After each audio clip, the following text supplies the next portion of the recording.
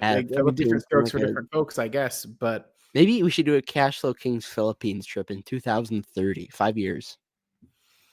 The Vegas thing has to happen. The Vegas thing has to happen. Yeah, There's Vegas no first, right? debate about it.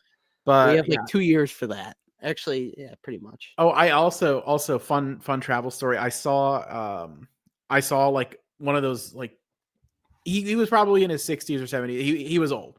All right. He was getting very like belligerent and like crotchety with the like front desk clerk at a hotel because they wouldn't, some of them. He's what you would call a Karen, just the male version. Yeah. Yeah. So we appreciate the offer. We tell you on dividends. We don't know if we'll be heading to Indonesia anytime soon, but we appreciate the offer. Oh, but apparently Blake and Fabio. Yeah, Blake and Fabio, they won't be there. Don't worry. It'll just be us. I mean, I would consider that. I mean, Indonesia looks interesting. Yeah, how much? Yeah. But they're talking about like a double by 2027, and I think that's actually perfectly realistic. I don't think that's overly pumpy, to be honest with you. Because if it's worth, if we say just arbitrarily that it's worth what it trades for today, and their financials improve at the rate they're improving, $10 isn't too much of a stretch, right? Because that would put them at like a 40-ish billion market cap. And that's still only like a small fraction of what Uber is, right?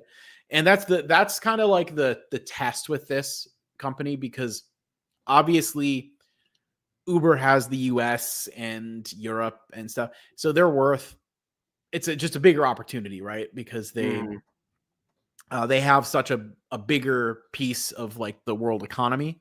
But Grab can certainly be worth a certain percentage of what Uber is ultimately worth.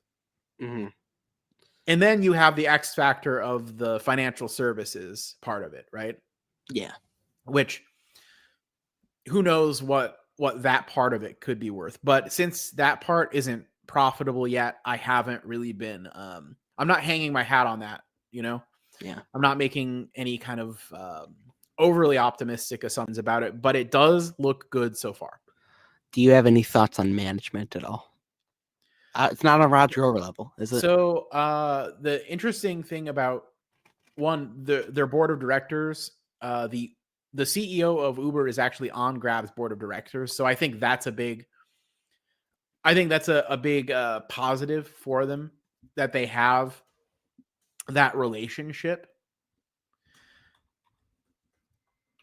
And so Anthony Tan is he's the current CEO, and he's one of the co-founders.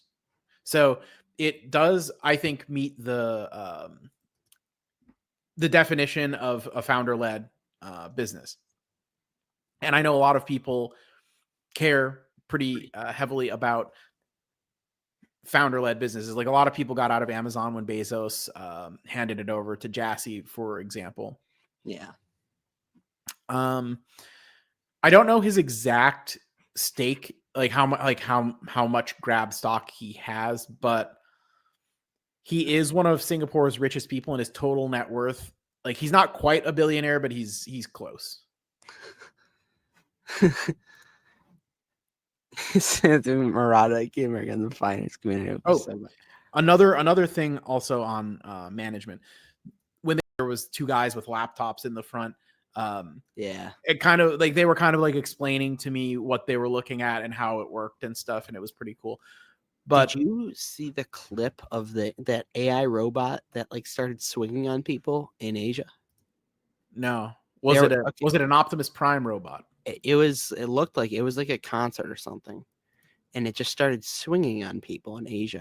I gotta pull this up, but it was like scary how realistic it was, and I'm getting Age of Ultron flashbacks now. Yeah, Asia robot AI fight. I'm not sure what for. Now do net income. Who comes for net income? I know I do. Let's see, net income.